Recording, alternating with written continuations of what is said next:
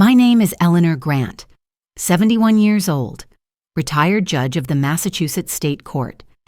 People think that when you leave the bench, you also leave your voice behind. I used to believe that too, until the morning my daughter-in-law slapped me outside the courthouse. Her hand came fast and sharp, the sound slicing through the marble lobby. A dozen lawyers froze mid-stride. She hissed, "You're a pathetic old woman. Eleanor, stop showing up where you don't belong." Her perfume, too sweet, too young, hung between us like smoke. I didn't lift a hand. I only steadied myself against the cold wall and looked at her shoes clicking away toward the security gate. Behind her. My son Daniel kept his eyes on the floor. He didn't say a word. The silence burned hotter than the slap. Every eye around us said the same thing. Poor woman. Probably senile. Maybe here to beg for attention. Let them think it. I'd spent years shrinking so they could feel tall. But that morning, something inside me shifted, quiet and final, like a door locking from the inside. I adjusted the beige sweater she always mocked. The one she said made me look tired and small, and I whispered to no one in particular. 10 minutes, just 10 minutes. I turned away from the crowd and walked down the side corridor, one the public never uses. The air there smelled of dust and paper, familiar and grounding. My shoes echoed against the same tiles I'd walked for 3 decades. At the end of the hallway waited a wooden door marked "Staff Only." I opened it, stepped into the judge's changing room, and hung my purse on the hook beside a black robe embroidered with my name. The robe felt heavier than I remembered, yet right. I slipped it on, fastened the collar, and met my reflection. Lines, gray hair, steady eyes. Outside, the bailiff's voice carried through the speaker system. "All rise. The Honorable Judge Eleanor Grant presiding."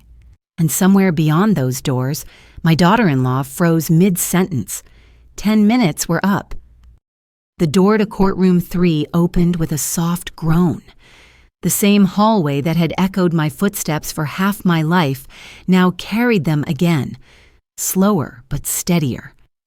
Every portrait on the wall, former judges in oil paint, seemed to watch me as I passed. My own portrait hung third from the left. None of them, not even my son, had ever noticed it. When I stepped inside, the room was already full.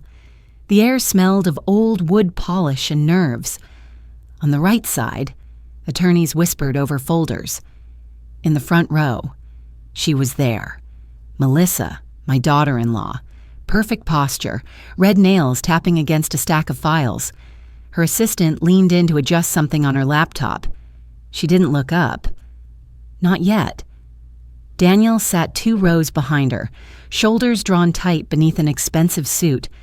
He had no idea what was about to happen. I walked through the side entrance that led straight to the bench. The clerk caught my eye, his face lighting with recognition and the faint disbelief of seeing a ghost. "Ready, Judge," he whispered. "More than ready," I said. He nodded once, then turned to the courtroom. "All rise." Every head lifted. The murmur died instantly. Melissa's eyes flicked toward the sound, confusion crossing her face. The clerk's voice rang clear. "The Honorable Judge Eleanor Grant will preside over this hearing." Melissa froze. The papers slipped from her hands, scattering across the table. Her face drained of color. For a second, the only sound was the hum of the ceiling fan. Then she whispered, "No, no, this can't be." I sat down, lifted the gavel, and spoke in the same calm voice I had used 1,000 times before. "Court is now in session." The courtroom obeyed. Everyone rose, then sat. Melissa remained standing, her lips trembling. Daniel's eyes finally met mine, bewildered, frightened, maybe ashamed. "Attorney Kane," I said evenly, "are you ready to proceed?" Her throat worked as she tried to speak. "Yes, Your Honor." The same mouth that had called me useless 10 minutes earlier now wrapped itself around those 2 words, Your Honor. The irony tasted almost sweet, but I didn't smile. This wasn't revenge, this was procedure. She stumbled through her opening statement, voice too fast, argument brittle. Her client, a construction supplier, was suing for breach of contract. But her timeline didn't match the invoices. Her exhibits contradicted her own affidavit. I took notes quietly, asking nothing. Not yet. When she finished, the defense attorney rose, calm, solid, seasoned. His evidence was airtight. Every point she'd made collapsed under the weight of paper and logic. Still, I let the process breathe. The courtroom wasn't a battlefield, it was a mirror. And in that mirror, Melissa began to see herself, arrogance stripped away, replaced by panic. I called a short recess. The bailiff announced it, and chairs scraped as everyone stood. Melissa sat motionless, head bowed. Daniel reached for her shoulder, but she pulled away. In my private chamber, the clerk, Janet, handed me a cup of tea. You sure you're okay? Judge? I'm fine, I said, though my hands trembled slightly, not from fear, never that, but from the strange, fierce stillness of power reclaimed. Through the small window, I could see Daniel pacing outside, phone pressed to his ear. He looked like a boy again, lost. For a heartbeat, I wanted to go to him, to tell him everything would be all right. Then I remembered the message I had read months ago, the plan to declare me incompetent, to sell my house, to tuck me away in a nursing facility so I'd stop being an inconvenience. That memory tightened my spine. No, I wouldn't rush to comfort him. Not yet. Janet adjusted my robe, straightened the collar, and smiled faintly. You know, the whole courthouse is talking. Nobody can believe you're related to her. I chuckled softly. That makes 2 of us. The clock on the wall struck 11. Time to go back. When I entered the courtroom again, the air was different, tense, charged. Melissa had reapplied her lipstick, her armor. Daniel sat frozen. Court is back in session, I said, banging the gavel once. Attorney Kane, you have the floor. She launched into her argument again, more controlled this time, flipping through papers as though order alone could fix the cracks. I listened carefully, jotting down every inconsistency. Counsel. I interrupted gently. You stated your client fulfilled all contractual duties, yet on page 42, the project engineer's affidavit shows a 3-week delay in material delivery. How do you reconcile that? Her voice faltered. That delay was due to the supplier, outside of my client's control. Do you have documentation to support that? I would need to review it. This is not a review meeting. Counselor, if the document doesn't exist, please say so for the record. Her jaw tightened. It doesn't, Your Honor. I nodded once. Noted. Each question unspooled another thread, and by the time the defense rested, there was little left of her case to stand on. The bailiff called another recess before deliberation. I rose, robe heavy around my shoulders, and looked out over the room, at Melissa's trembling hands, at my son's bowed head, at the colleagues who watched in silent awe. Power. I realized. Wasn't about shouting or winning. It was about standing tall when others expected you to kneel. I tapped the gavel. Recess for 1 hour. As I stepped down from the bench, I caught Daniel's eyes again. He tried to speak, but no words came. I walked past him without slowing, leaving only the echo of my footsteps behind. The hour stretched long, heavy with the kind of quiet that lives inside courthouses when the drama pauses. I sat alone in the small judge's chamber, the same one where I used to draft rulings years ago. The tea on the desk had gone cold, but I didn't move. I just stared at the thin wisp of steam fading into the air and let the memories come, uninvited, relentless. There was a time when I thought silence was love. When Daniel was little, silence meant safety. No shouting, no fear, no reminders of how lonely a house could be after a funeral. His father, Michael, was a good man, a detective. One heart attack, and he was gone before we could even call for help. I remember kneeling beside the hospital bed, my hands cold, my son's eyes too wide for a 15-year-old boy. That night, I promised him he would never have to struggle the way we had. I kept that promise, even when it meant shrinking into the background. I worked late, took the night shifts, finished law school at 41. I used to study at our kitchen table with my textbook spread between dinner plates and bills. Sometimes I'd wake to the sound of birds outside, my head still on the open book, a dried coffee ring marking the page. When I finally passed the bar and stood in court for the first time as a prosecutor, I thought Michael would have been proud. Years later, when I was sworn in as a judge, Daniel sent a bouquet and a note that said, "So proud of you, Mom." But after that, life moved faster for him than it ever did for me. He built a law firm. He married Melissa Kane, the brilliant, confident attorney who knew how to walk into a room and take it over. At first, I was grateful he'd found someone ambitious. She called me Mom at dinner and brought fancy wine I couldn't pronounce. I thought we were family. That changed the year she started visiting less and complaining more. My cooking was too old-fashioned. My neighborhood was unsafe. She once told Daniel, half joking, that he should convince me to sell the house before the market collapses. I laughed it off at first.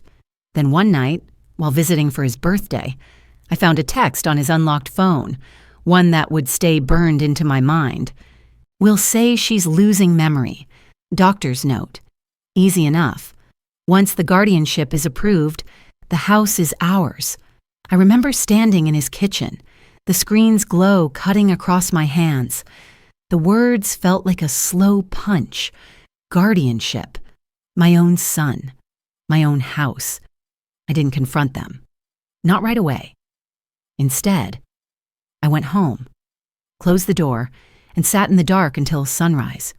The next morning, I called someone I hadn't spoken to in years, Marcus Reed, my former law clerk.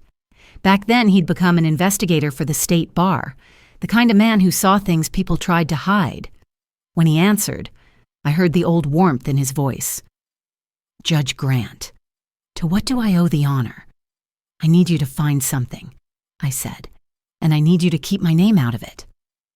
Over the next weeks, Marcus dug through financial records, bank transfers, court filings.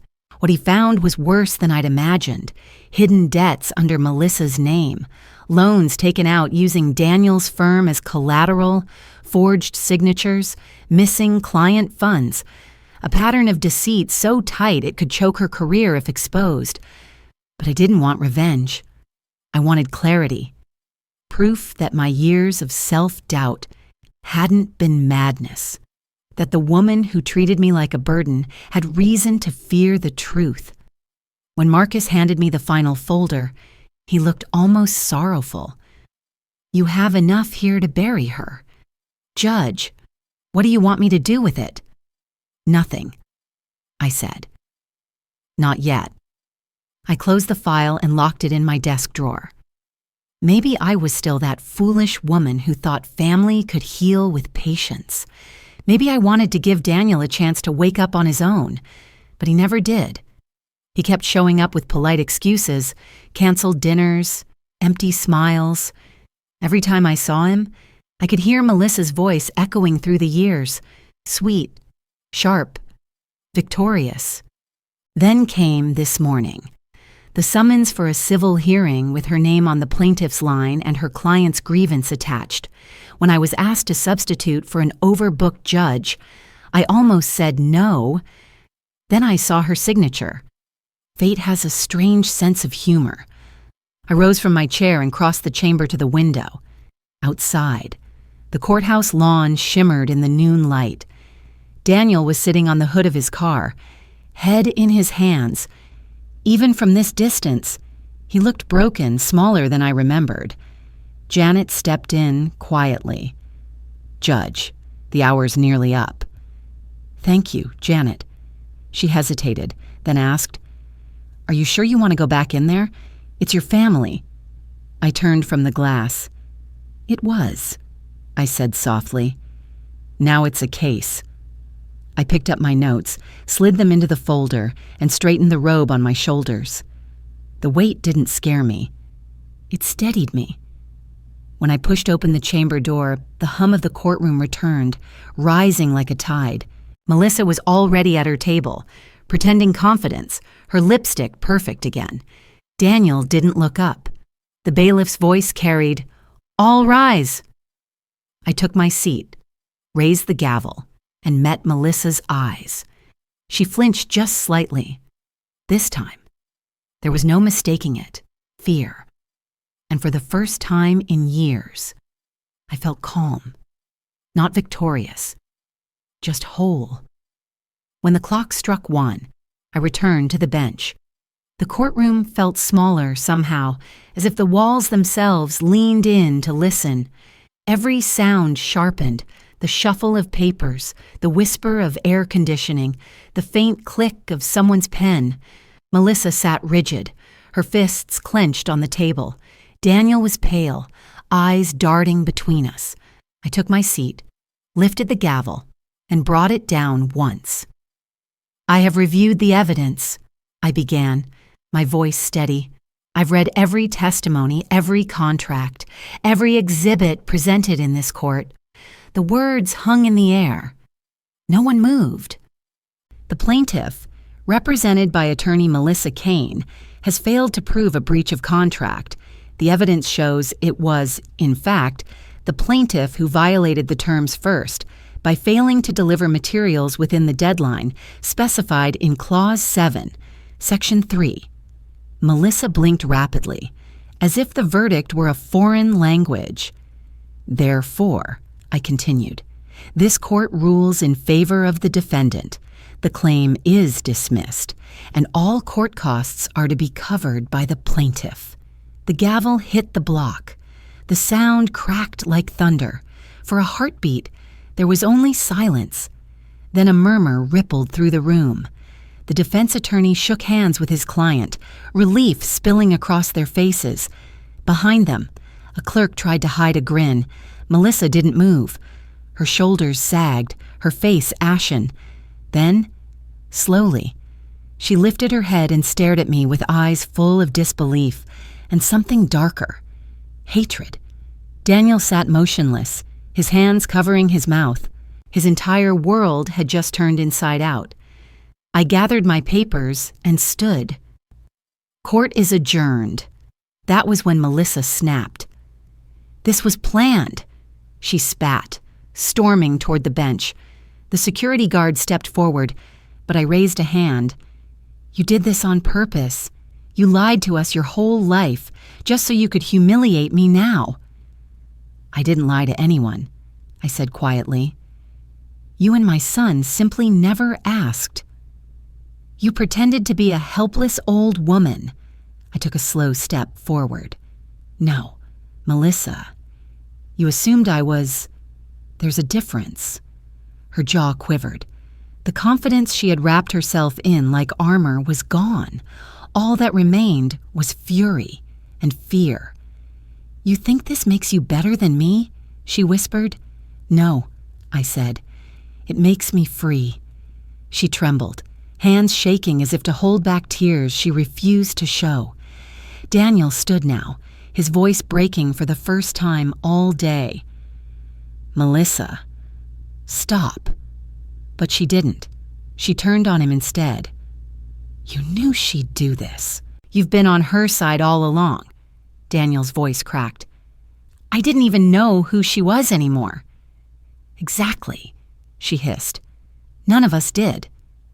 I watched the two of them, my son and his wife, standing where so many had stood before them in this room, fighting for a truth they'd never earn. It broke something inside me and healed something else at the same time. "Enough," I said softly. "Both of you." Melissa froze mid-breath. Daniel lowered his gaze like a child caught lying. "This isn't about revenge," I said, voice calm but firm. "It's about consequences. For years, I let you both believe I was small because it was easier than fighting. But the truth always finds a way to stand. Today, it did." She stared at me, speechless. Then she turned and walked out, heels striking the marble floor like angry punctuation marks. When the door closed, Daniel was still standing there, shoulders slumped. "Mom," he began, voice hoarse. "Why didn't you tell me?" I gathered the last folder on my desk, because I wanted you to love me for who I was, not for what I'd done. He nodded slowly, eyes glistening. "I loved her. I thought she made me better." "She made you smaller," I said. "The same way I made myself smaller for you." He took a shaky breath. "What do I do now?" "That's not my decision anymore. Wait, but Marcus found evidence. Fraud, forged accounts, missing funds. The state bar will discover it soon. If you want to save what's left of your name, you'll act before they do." His face drained of color. She stole from the firm?" "Yes," I said gently. "And she used you to do it." He sank into a seat, hands pressed against his temples. For a long moment, neither of us spoke. Then he whispered, "I thought I was protecting my family." "You still can," I said, "by telling the truth." He looked up, eyes wet. "And you? What about you?" I smiled faintly. I already did. Outside the courtroom windows, the afternoon sun spilled across the marble floor. The light touched everything, gavel, robe, bench, like a quiet benediction. As I stepped down for the last time, Daniel called after me, "Mom, I'm sorry." I paused in the doorway, the sound of his voice carrying more weight than any verdict I'd ever given. "Then don't waste it," I said. "Make it mean something." He nodded once, wordless. When I reached the hallway, Marcus was waiting with a briefcase under his arm. "Judge," he greeted softly. "It's done," I said. "I saw. Clean. Fair. You handled it like the old days." I exhaled, tired but lighter than I'd felt in years. Justice doesn't change, Marcus. Only the people who forget it. He smiled. "What happens now?" I looked down the long hall where Daniel stood frozen at the far end, the doors to the courtroom closing behind him. "Now," I said, "we let the truth work." 6 months have passed since that day in court. Winter melted into spring, and the city outside my window finally remembered how to breathe again. Every morning I sit by the same oak desk where I once reviewed case files, now scattered with seed catalogs and letters from law students who still call me Judge Grant. The papers no longer carry weight, they carry warmth. Melissa's case made the local papers for a week or two. The state bar suspended her license after the investigation confirmed what Marcus had uncovered: fraud, falsified signatures, and misuse of client funds. Her name faded from headlines as quickly as it appeared. I don't take joy in that. Justice is not joy. It's quiet balance restored. Daniel filed for divorce soon after. He visits every Sunday now, no longer dressed in tailored suits but in jeans and a sweater, the way he looked when he was 19 and still believed I could fix anything. Sometimes he brings his daughters. They chase each other through the garden, their laughter spilling across the yard like sunlight. Last week, the older one, Claire, asked me to help with a school project. "Grandma," she said, "can you explain what justice means? My teacher says it's about fairness." I smiled and thought of that marble courtroom, of the echo of my gavel, of the woman I used to be. the one who stayed quiet so the world could stay comfortable. Fairness is part of it, I told her. But justice is standing tall when people expect you to kneel. It's not shouting louder than others. It's knowing who you are, even when no one else remembers. She frowned thoughtfully, the way her father used to, then wrote every word down. That night, after they left, I stood by the window watching the city lights. The robe still hangs in my closet, pressed and clean, though I haven't worn it since. I don't need to. The weight it carried is now inside me, steady, certain, alive. Some nights I still hear the echo of Melissa's heels on marble, the sting of that slap, the murmur of the crowd. But the memory doesn't hurt anymore. It reminds me how far a person can rise after everyone decides she's already fallen. I am Eleanor Grant, and I never stopped being a judge.